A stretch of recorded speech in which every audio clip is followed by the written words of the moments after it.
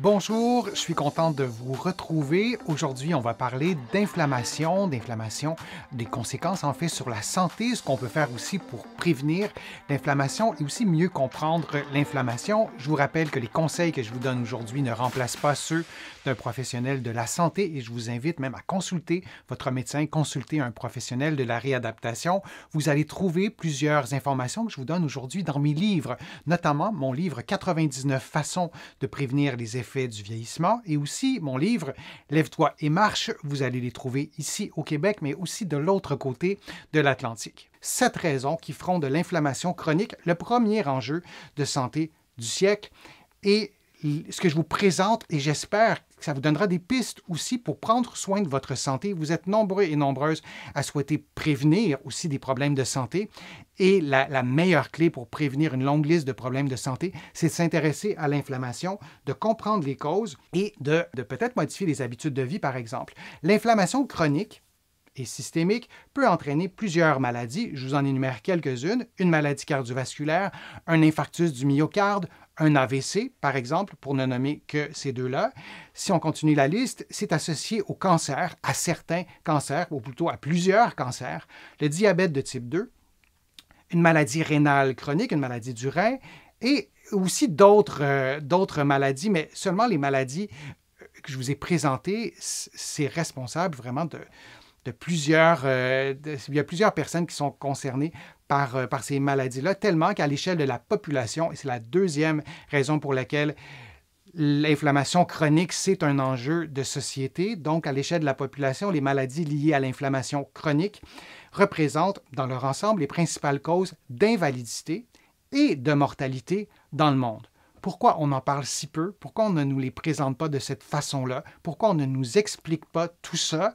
Parce que c'est complexe, parce que lors d'une visite, lorsqu'on voit notre professionnel de la santé, notre médecin, notre kiné, notre infirmière, notre physio, peu importe, c'est un peu long à expliquer tout ça, c'est complexe. Mais en même temps, ce n'est pas si long non plus, donc on en parle aujourd'hui, c'est le deuxième élément. Vraiment, ça concerne beaucoup de monde. Troisième élément, la sédentarité, l'inactivité physique et les aliments ultra transformés, entre autres choses, augmentent le risque d'inflammation chronique. Et ces trois éléments, donc sédentarité, inactivité physique et aliments ultra transformés, il y a 60, 75 ans, on n'avait pas du tout le même rapport qu'on a avec ces trois choses-là qu'on a maintenant. Ce sont des éléments qui ont infiltré nos habitudes de vie, qui ont envahi nos habitudes de vie, et c'est directement lié à l'inflammation chronique et on a abondamment de preuves pour le démontrer. Maintenant, le quatrième point, l'inflammation chronique peut altérer la fonction immunitaire, donc notre système immunitaire, et ça entraîne, entre autres, une sensibilité accrue à de nouvelles menaces, comme une nouvelle infection. Alors, notre système immunitaire, on n'en a qu'un, et le fait d'être soumis à de l'inflammation chronique, donc notre corps combat d'une certaine façon, de façon chronique, et il peut y avoir un certain épuisement, pour prendre ce terme-là, et avoir un effet sur notre système immunitaire. Un cinquième point, les polluants de l'air et donc les changements climatiques sont associés à une augmentation du risque d'inflammation chronique. Il y a 3 ans, 4 ans, lorsque je parlais de la pollution de l'air, des polluants de l'air, des changements climatiques, j'avais peu de réceptivité, pour le dire très honnêtement. Et on vit en ce moment les changements climatiques, on les voit, et je ne ferai pas d'énumération, mais c'est parfois ultra spectaculaire. C'est parfois, s'il y a des personnes qui en meurent, si on pense aux canicules, par exemple, mais les polluants de l'air, pour ne prendre que cette petite fraction des conséquences des changements climatiques. Ici, au Canada, on a la fumée des feux de forêt qui est parfois omniprésente comme jamais auparavant. Alors ça, c'est associé aussi à de l'inflammation chronique. Et c'est un enjeu aussi pour ce qui est pour ce qui est de la pollution de l'air. 6e point, le stress chronique. On parle de stress psychologique, provoque des changements physiologiques et il est lié à l'inflammation chronique également. Si je vous posais la question pourquoi le stress chronique augmente le risque d'inflammation chronique, quelle serait votre réponse là-dessus? Si vous voulez me la communiquer, je serais vraiment curieux de lire votre réponse et de lire plusieurs réponses aussi pour qu'on puisse comparer. Et donc, la capacité à réguler efficacement l'activité inflammatoire peut être liée à une élévation chronique de cortisol. Lorsqu'on est stressé, notre corps va notamment sécréter du cortisol.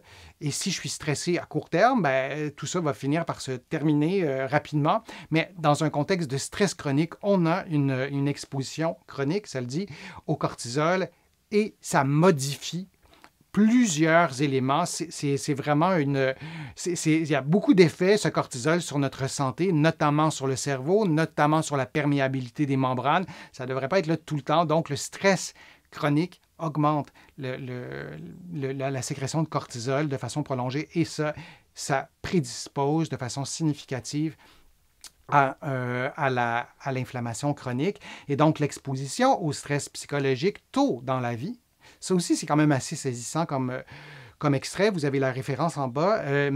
Donc, par exemple, des abus, négligence, intimidation, on va parler de bullying, si je prends le terme en anglais, peut modifier notre rapport au stresseur, altérer l'immunocompétence, donc on parle des compétences du système immunitaire, et augmenter le risque d'inflammation chronique lorsqu'on est exposé à un stress psychologique tôt dans la vie. Dans l'article que je vous présente, il y a vraiment un long passage sur ça.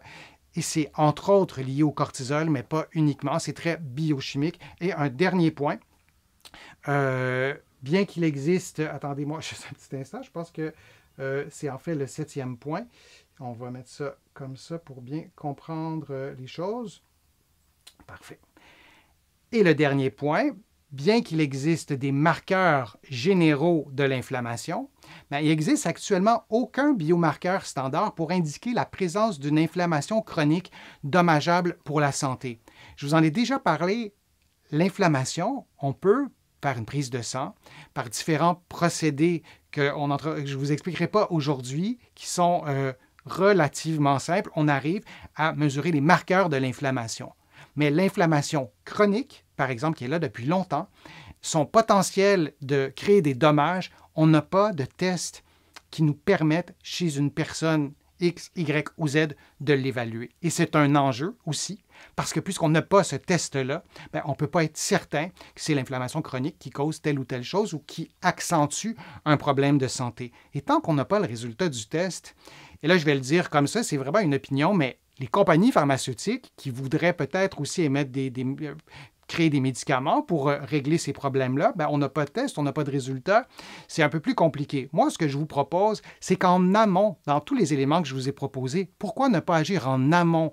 Bon, même si on n'est pas sûr à 100% que l'exposition à l'inflammation chronique cause nos problèmes ou notre problème de santé, on sait qu'à l'échelle d'une population, c'est une cause principale de décès et d'invalidité.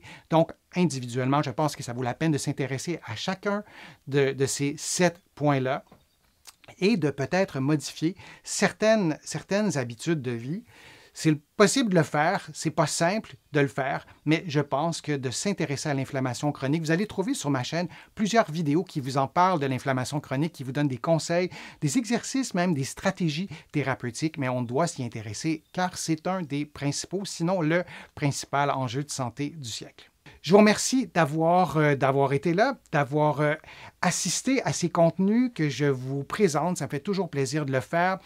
Vous pouvez contribuer à mes plateformes. Vous le savez, vos contributions sont essentielles à la survie de mes plateformes et ça me fait plaisir de vous présenter ces contenus. Vous pouvez contribuer en cliquant sur le petit cœur sur YouTube. Dans plusieurs pays, en tout cas, on peut le faire. Ce n'est pas universel. Vous pouvez aussi faire une contribution en visitant mon site web, le www.denisfortier.ca.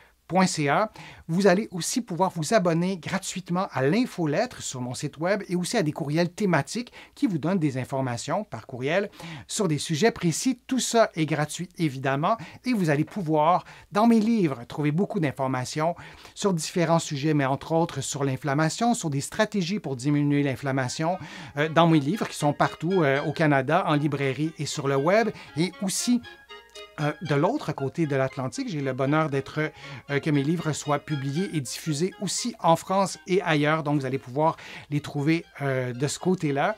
Et prenez soin de vous. J'espère que mes conseils vous ont aidé à prendre soin de votre santé, à vous motiver peut-être. Et je vous dis à une prochaine vidéo, à un prochain direct. À bientôt.